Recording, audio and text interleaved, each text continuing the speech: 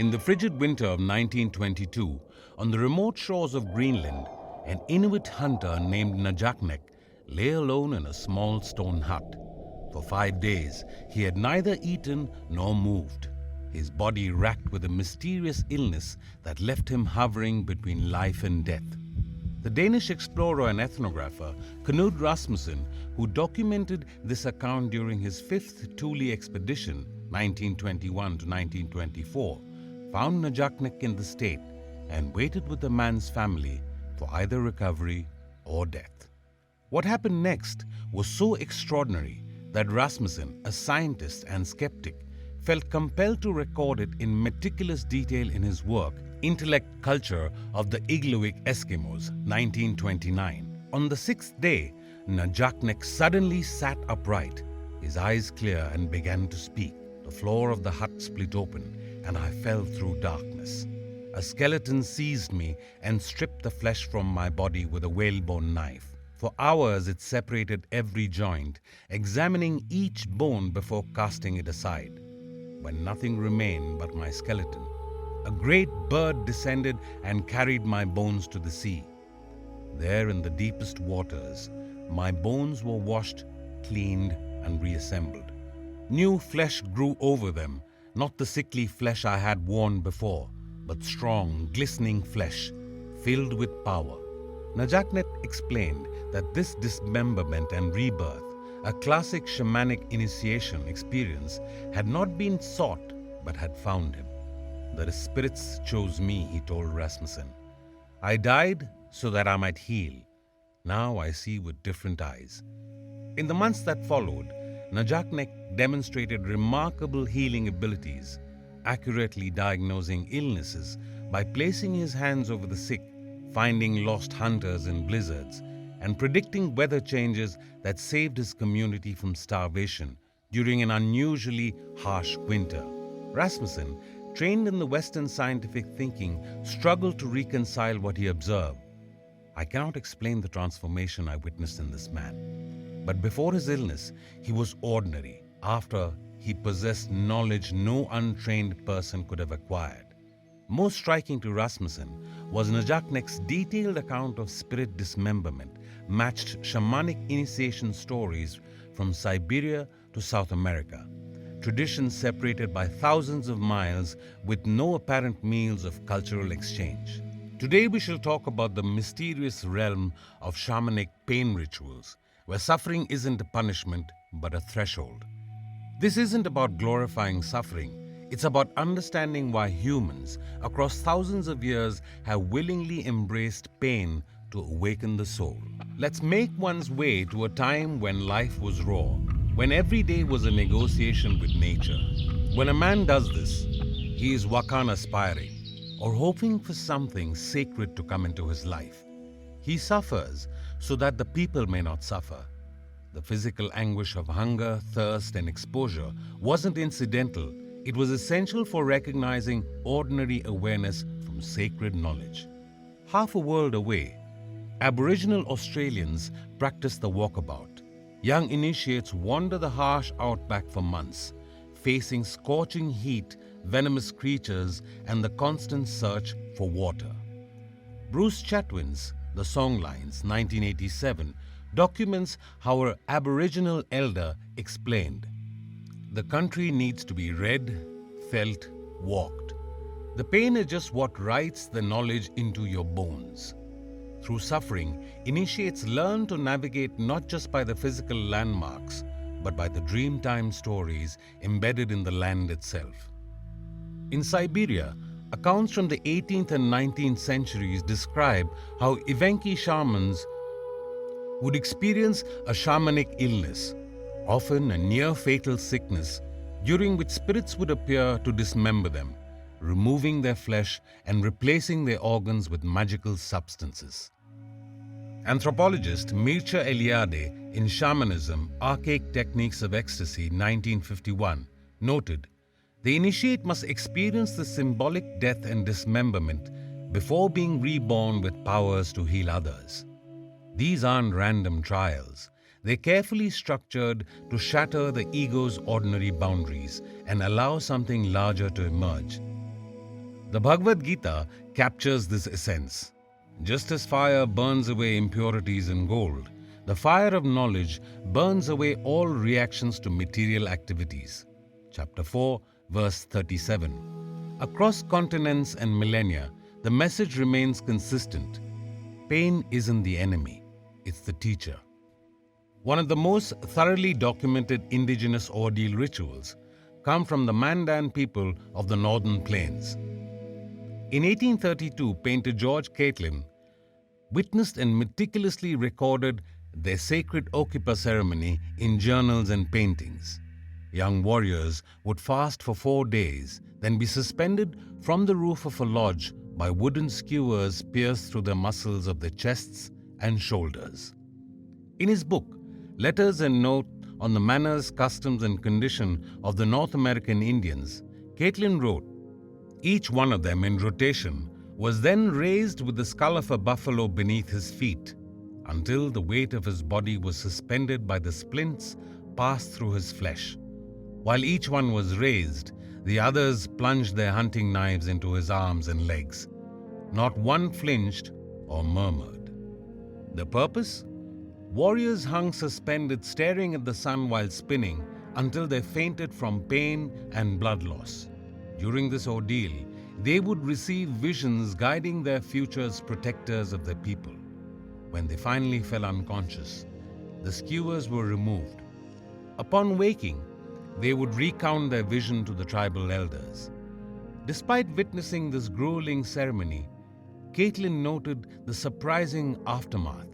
When they rose to their feet, they seemed to be relieved of pain. They went smiling to their wigwams.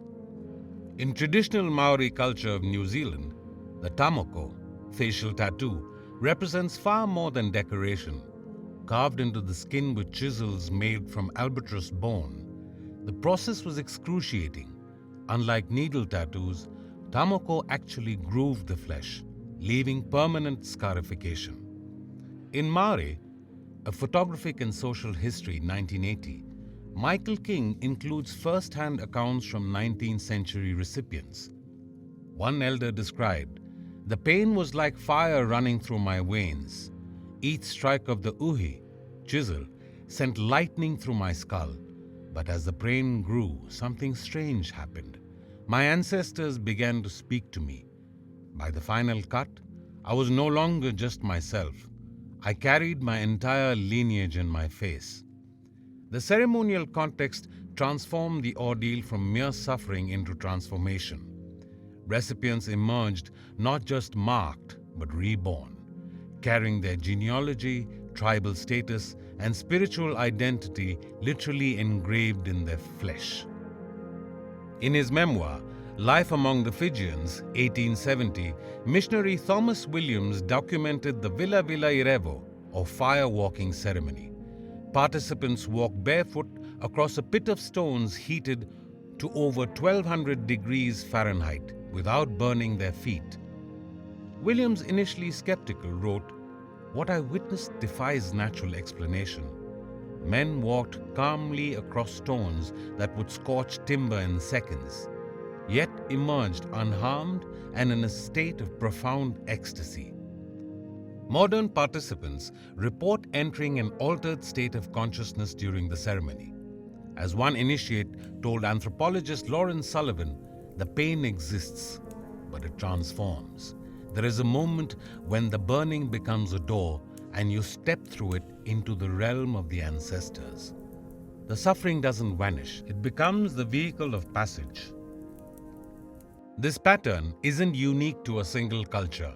It's a human inheritance spread across continents. In India, sadhus practice tapas, literally heat or suffering, through extreme austerities. The 15th century text, Shiva Samhita, describes how the yogi should practice concentration of mind while standing in cold water up to his neck, sleep on thorny plants, sit surrounded by blazing fires in the hot summer sun. Why such extremes? The text explains, "As gold is purified by water, so the mind is purified by fire of austerities." The Aka sorcerers of Tibet, according to Giuseppe Tucci's The Religions of Tibet, 1970, would retreat to charnel grounds for 9 consecutive days, sleeping on corpses and enduring bone-chilling cold to gain magical powers. Even medieval Christian mystics embraced suffering as a path to divine union. St. Teresa of Avila, in her autobiography, The Life of St. Teresa of Avila by Herself, 1565, described her ecstatic vision. I saw an angel very close to me. In his hands, I saw a long golden spear, and at the tip there seemed to be a point of fire. I felt as if he plunged this into my heart several times so that it penetrated my entrails. When he drew it out, he left me completely on fire with the love of God. From desert to monastery, from tundra to jungle, the pattern persists. Voluntary suffering embraced with sacred intent becomes a gateway to expanded consciousness. Research in the last decade has significantly advanced our understanding of what happens in the brain during extreme physical states. These findings provide a scientific framework for what shamans have practiced for thousands of years. A 2020 study at Imperial College London used fMRI to monitor brain activity during physically intense breathwork practices. Researchers observed that hyperventilation combined with physical stress triggered a predictive processing breakdown in the brain. Essentially, the mind stops filtering reality through its usual models.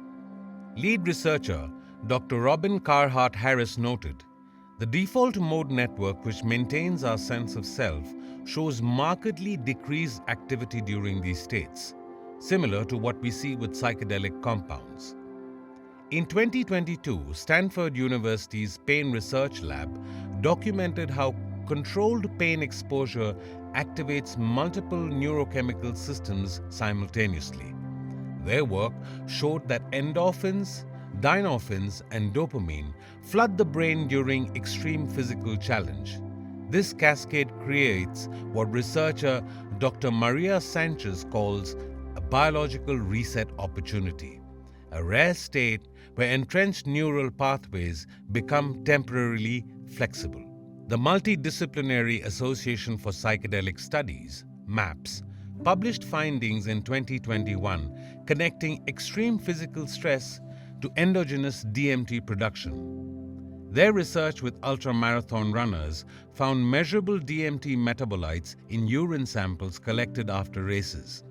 Study author Dr. Ethan Miller explained, the body seems to produce its own psychedelic compounds under specific conditions of physical duress, potentially as a protective mechanism. Perhaps most striking is a 2023 longitudinal study from Johns Hopkins tracking participants in Lakota sweat lodge ceremonies over 5 years. Using portable EEG equipment, researchers documented dramatic shifts in brainwave patterns during the most physically challenging parts of the ceremony. Participants showed simultaneous high-amplitude theta and gamma waves, a pattern typically seen only in long-term meditators, accompanied by measurable changes in inflammatory markers and immune function that persisted for weeks after the ceremony. The latest trauma treatments increasingly incorporate controlled physical stress as a therapeutic tool. This represents a significant shift from purely cognitive approaches that dominated the field for decades. Since 2018, Dr. Janina Fisher's sensory-motor psychotherapy has gained clinical validation for its use of therapeutic discomfort-guided practices, where patients willingly endure physical challenges like ice-water immersion or challenging yoga postures while processing traumatic memories. A 2021 clinical trials with combat veterans showed a 72% reduction in PTSD symptoms compared to a 43% with cognitive therapy alone. Dr. Stephen Porges, pioneer of polyvagal theory, released findings in 2022 showing how controlled physical strain can manually reset the autonomic nervous system. His work with trauma survivors used brief, intense physical challenges followed by deep rest. He explains, "We're essentially teaching the nervous system that it can move from extreme activation to safety. This builds a neurological capacity that trauma has often damaged." The Department of Veterans Affairs began implementing warrior camp programs in 2019. Intensive retreats where veterans experience physically demanding challenge alongside trauma processing. A 2020 evaluation published in the Journal of Traumatic Stress documented not just symptom reduction, but significant post-traumatic growth. Program Director Dr. Lisa Hammond noted, "These aren't just coping mechanisms, they're transformation pathways. Veterans tell us they find parts of themselves they thought were lost forever." So what explains pain's transformative power? Shamans would say it's straightforward. Comfort maintains illusions. Suffering strips them away. When we're comfortable, we can sustain the fiction of separateness, of control, of permanence. Pain makes these illusions untenable. The 14th century mystic Meister Eckhart wrote, "The fastest way to God is through suffering, for nothing burns away the husk of selfhood faster than pain." Carl Jung, who studied world mythologies and the psychological underpinnings, observed, "There is no coming to consciousness without pain. People will do anything, no matter how absurd, to avoid facing their own soul." In traditional societies, this understanding was formalized into rites of passage. Anthropologist Victor Turner, who lived among the Ndembu people, identified a three-phase structure in his book, The Ritual Process, 1969. Separation, removal from ordinary society; liminality, the threshold state of ordeal; and reincorporation, return as a transformed individual. The ordeal phase creates what Turner called communitas, a profound bond among participants that transcends ordinary social structures. This explains why veterans like Jack Wilson often find healing in traditional ceremonies that the years of conventional therapy couldn't provide. The shared ordeal creates a level of connection that words alone cannot achieve. Indigenous wisdom recognizes that transformation isn't just about adding new information.